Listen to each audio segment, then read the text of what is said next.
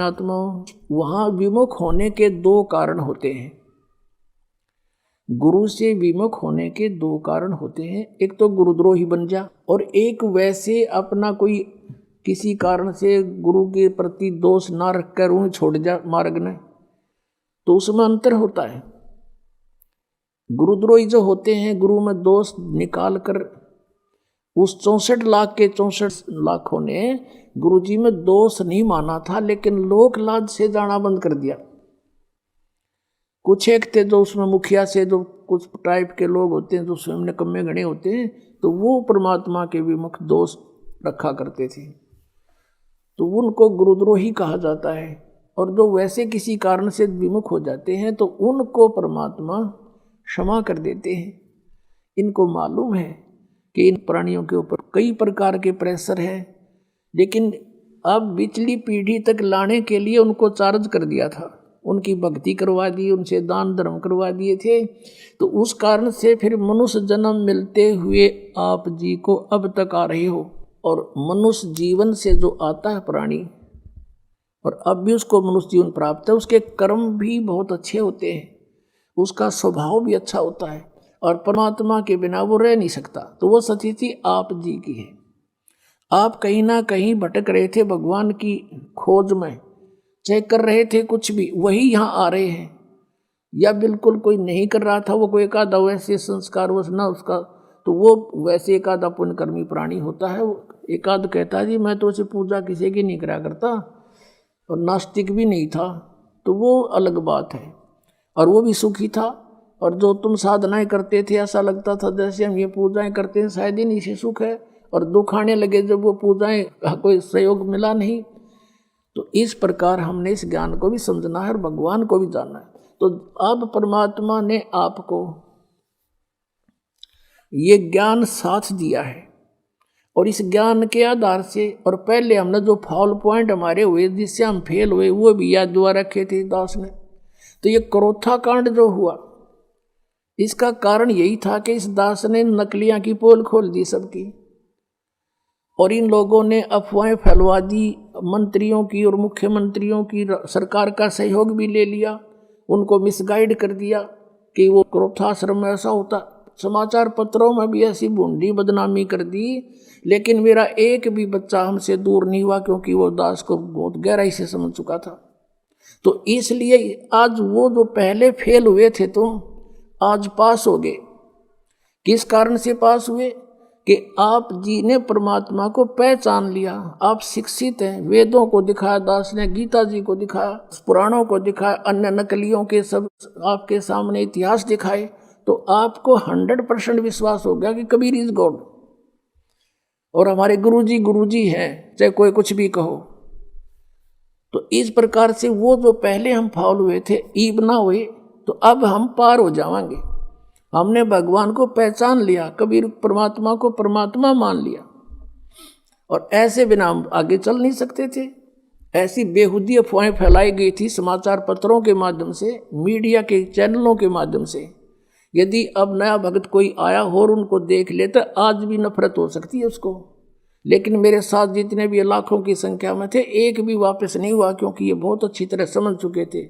दास ने इनको तोते की तरह पढ़ा रखा था, या बैठा बैठा के, जैसे ही बाप के साथ प्रयत्न हो रहा है। अब जो प्रसंग चल रहा है, जो जन मेरी शरण है ताका हूँ मैं दासी, गेल गेल लाग्या फिरूं जब तक धरती आकाशी, जो बच्चा गौ की नजर में यूं साई को संत, भक्तों के पीछे फिरे यू भक्त वत्सल भगवंत। परम पूज्य कबीर परमेश्वर ये भक्त वत्सल भगवान है। अब उन्हीं आत्माओं में से एक आत्मा मुसलमान घर में जन्म हुआ, उसका राबिया नाम था, उसका राबी। अब परमात्मा किसे दयालु हैं, जैसे आपको बहुत बार वेदों के प्रकरण दिखाए हैं।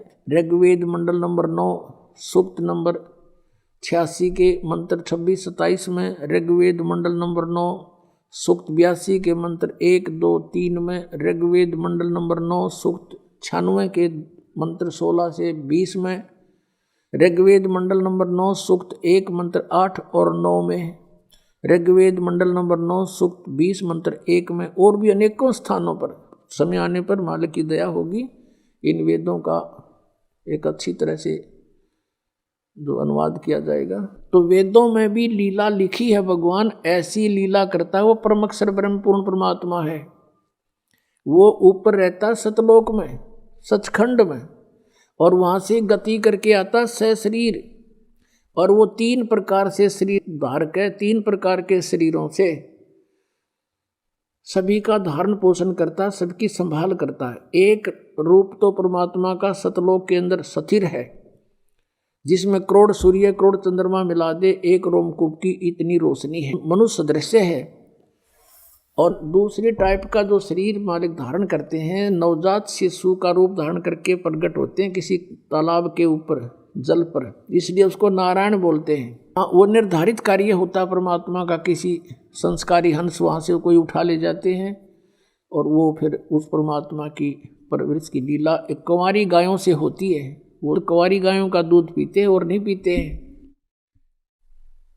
और वो परमात्मा वहाँ से चलकर आते हैं। वो कबीर देव है, कबीर साहब है वो, और अच्छी आत्मा को मिलते हैं, उनको ज्ञान देते हैं। तो इसी आधार से परमात्मा स्वयं भी कहते हैं, गोता मारूं स्वर्ग में जा बैठूं पाताले, कहे कबीर ढूंढता फिरूं अपने हीरे मोती लाले। ये खुद भगवान भी कहते हैं। और जिनको परमात्मा मिले वो भी यही बताते हैं, जैसे आदरणीय नानक साहिब जी को मिले बेई नदी पर सचखंड से सतलोक से सतपुरुष आए कबीर देव जी, और उनको बेई नदी से अंतर ध्यान करके सचखंड में लेकर गए, फिर वापस छोड़ा सतलोक से।